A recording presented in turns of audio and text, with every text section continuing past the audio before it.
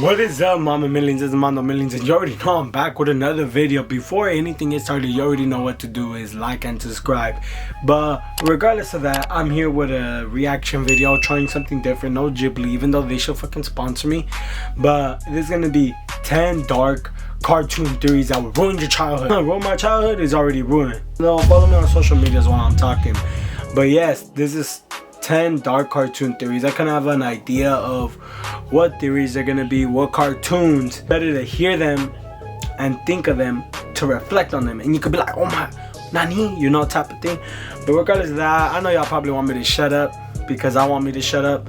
So let's just start with this. Cartoons are perfect entertainment for growing children. With zippy music and outrageous action, they hold kids' attention and activate their imaginations. Paying close attention to some cartoons can get dark. Here are 10 dark cartoon theories that will ruin your childhood. Number 10. Fairly Odd Parents. Double Troubles.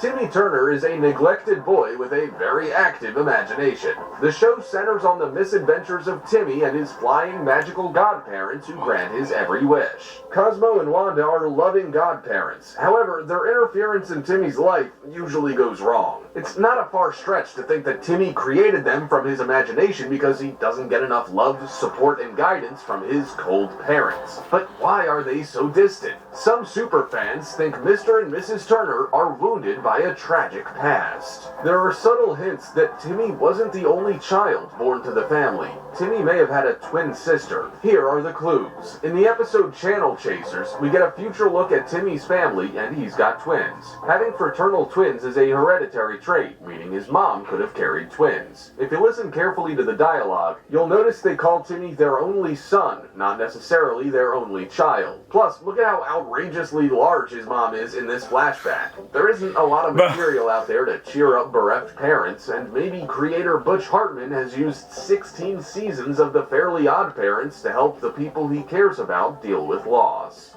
Number 9. The Rugrats. Okay. I think that theory is really stupid because I mean I can see the speculations around it, but bro, come on now. Come on now, to have twins, because yes, it's true, when you have twins, it could be run down because of, you know, family.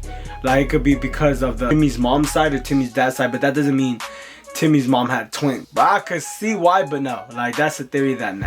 Rats are imaginary characters. This next theory makes more and more sense the longer you think about it. Rugrats centers on a group of babies that play together in their small neighborhood. Oh, I heard this one. For granted that all kinds of cartoon characters normally wouldn't talk. Animals, even cars, have personalities in the animated universe. But Rugrats is so low on cartoonish action and high on realism, it does stick out a little that the babies talk. The only kids big enough to talk are Angelica and Susie. Consider this. Angelica, clearly a troubled child, made the babies up in her mind for someone to talk to and terrorize. How is it Phil and Lil are both identical and fraternal twins? Maybe Angelica doesn't understand the biology and just rolled with it. The Pickles, Tommy's family, is dysfunctional. The patriarch Stu compulsively builds toys in his basement, a plausible obsession for a bereft dad. Same with Chucky's family. Chucky's dad Chaz is neurotic, and we know that Chucky's mom died in a car accident. Angelica's only real friend is Susie, who maybe tolerates her out of pity. I didn't really get much off of that. I do know for sure though that I think it says that there's a to be honest with you, I watched it but I did not hear what the theory that I had in mind. Number 6. Ed, Edd and Eddy.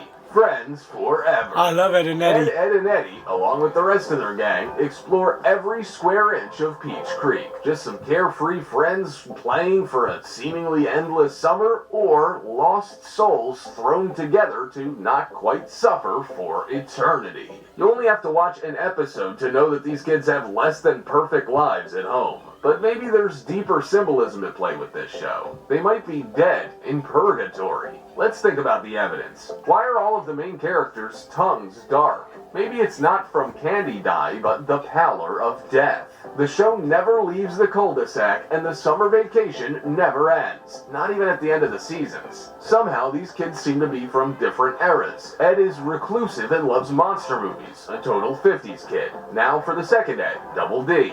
He's plagued by endless post-it notes with chores to do from his parents. Not quite a torture, but not exactly paradise since he's never thanked by them. He never removes his hat. Could he have suffered a horrible accident or died after unsuccessful chemotherapy treatment for his cancer made him bald? He loves technology. A total 80s kid. Eddie's brother tormented him, we find out at the end of the series. The only time they leave Peach Creek is the only time we meet him. Could this be that they left purgatory to visit hell? Number 5. What kind of stupid ass theory is that? What the fuck, they're all dead? Nah, whoever the fuck this is, you're... I don't want to say it, but you're stupid. What? How?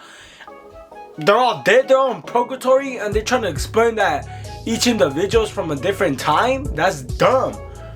Bro, I could be living in this fucking generation 2022 and I could have my friend be from the fucking 80s. The mindset of the 80s. Why? Because he probably likes it.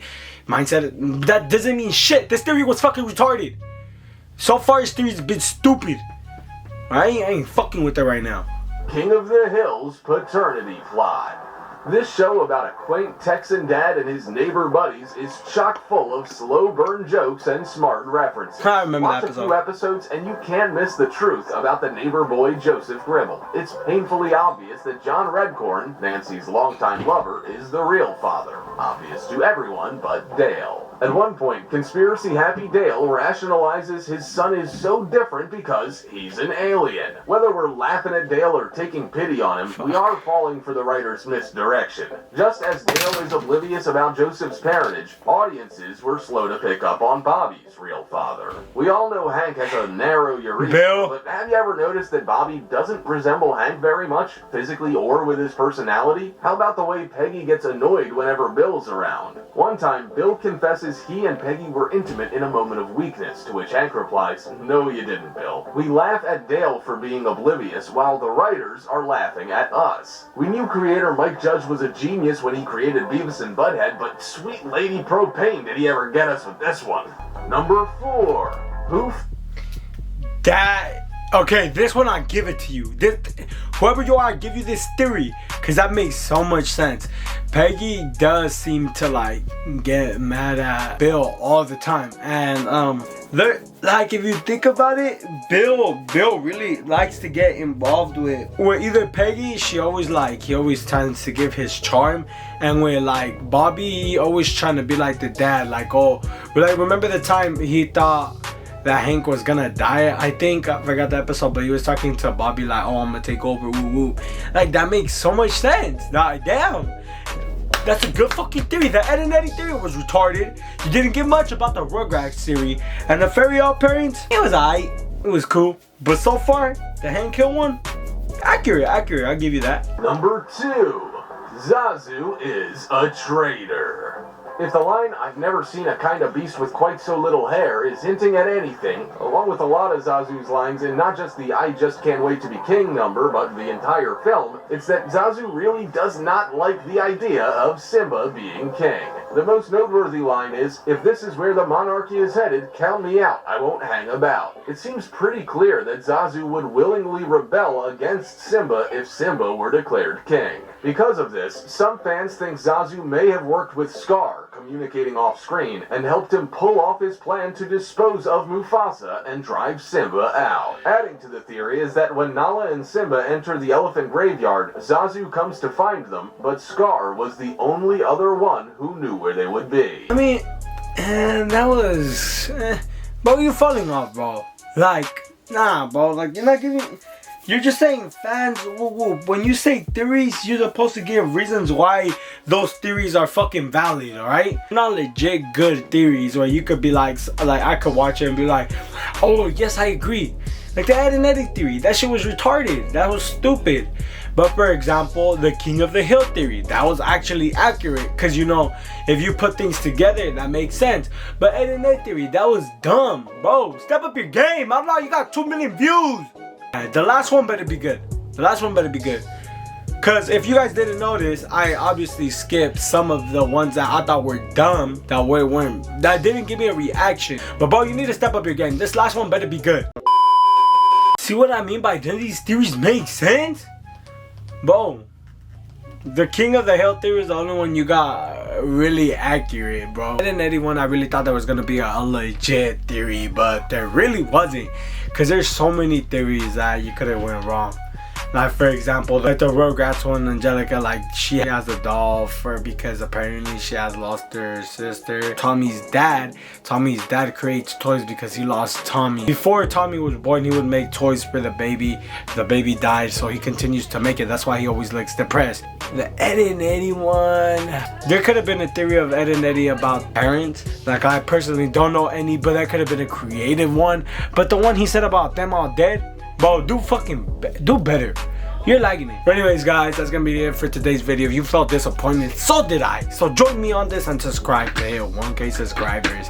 Trying to hit 1K subscribers before I go to DreamCon in July. Gonna make that happen. I'm manifesting it. It's there. I'll see you guys in the next one. Yeah, up next up. Subscribe to this channel, man. Subscribe. Post notifications, man.